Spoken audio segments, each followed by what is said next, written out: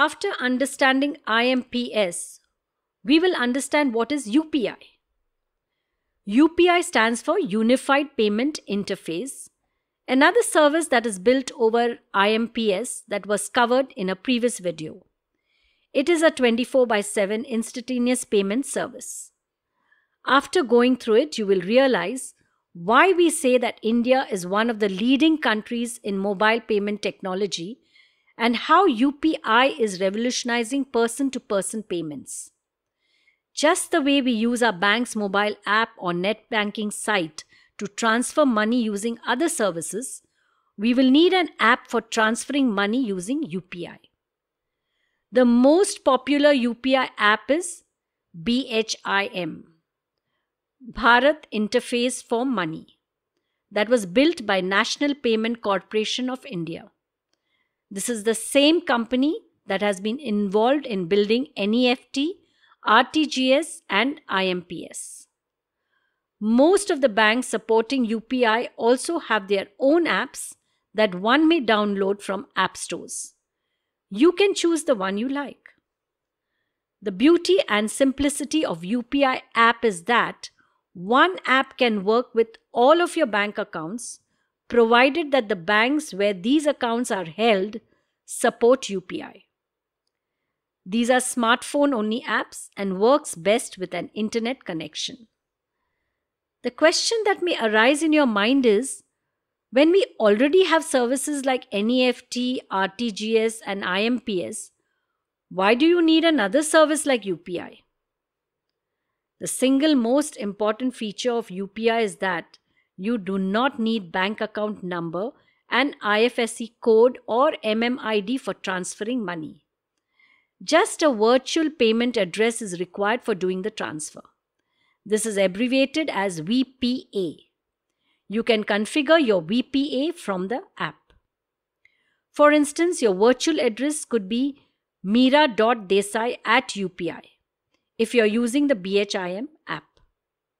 This part is chosen by user and it can become your VPA provided that no one else has taken it. The app will let you know if it is already taken and suggest alternatives. This address has to be unique. This address would be far easier to remember and share than the bank account details. Besides the difficulty of using bank account details approach, many of us do not like to share our account details. VPA also addresses that concern. The VPA can be easy to remember. There is no need to worry about which is your bank, its branch and account number and IFSC. You can use UPI services instead of credit and debit cards too. No card details, no CVV is required to be shared.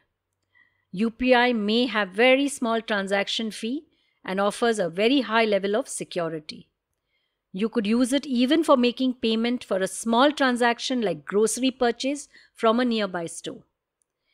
It is useful to small merchants too, who find having a card reader and associated transaction fees expensive. Credit card, debit card and e-wallet transaction fees charged to shop owners are around 2% of the payment made. You can also request for funds using UPI services. That is, the receiver of the fund can initiate the transaction requesting for fund. The payer can authorize such a payment once the request is received to complete the transfer. This is also the way you can pay for online shopping. You can choose the UPI as payment option and provide your VPA. Soon you will get a collect request on your UPI app, which you can accept to complete the transaction. Same can be done by the offline store too. As of now, there are no charges for making a transfer to a merchant while purchasing. However, there may be small charge for person-to-person transfer.